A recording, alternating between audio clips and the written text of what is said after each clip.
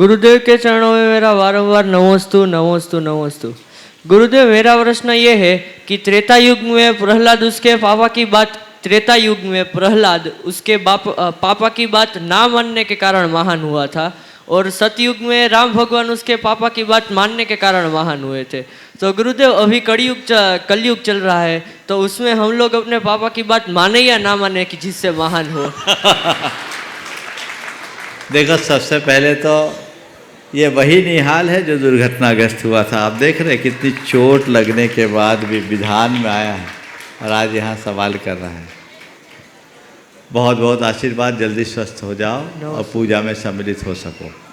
बहुत अच्छा सवाल किया है कि एक युग में प्रहलाद अपने पिता की बात नहीं माना तो महान हुआ, और रामचंद्र जी पिता की बात माने तो हम महान बने, वो महान बने।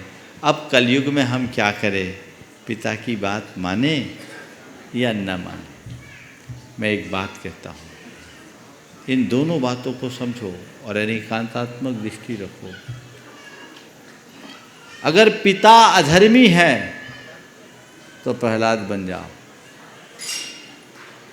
पिता अधर्मी है तो प्रहलाद बन जाओ, और पिता धर्मी है तो राम बन जाओ।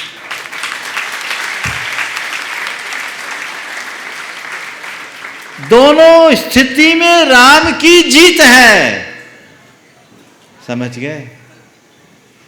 लेकिन प्रहलाद का उदाहरण देकर ये मत कहना कि प्रहलाद भी तो न मान करके महान हुए, तो हम भी अपने पिता की बात को न माने और महान हो। ध्यान रखना, प्रहलाद ने पिता की बात भले नहीं मानी पर परमात्मा की बात को स्वीकार किया था। ये तो मर्यादा है। तुम पिता को भी भूल जाओ, परमात्मा को भी भूल जाओ, तो तुम्हारी कहीं ठौर नहीं होगी, समझे?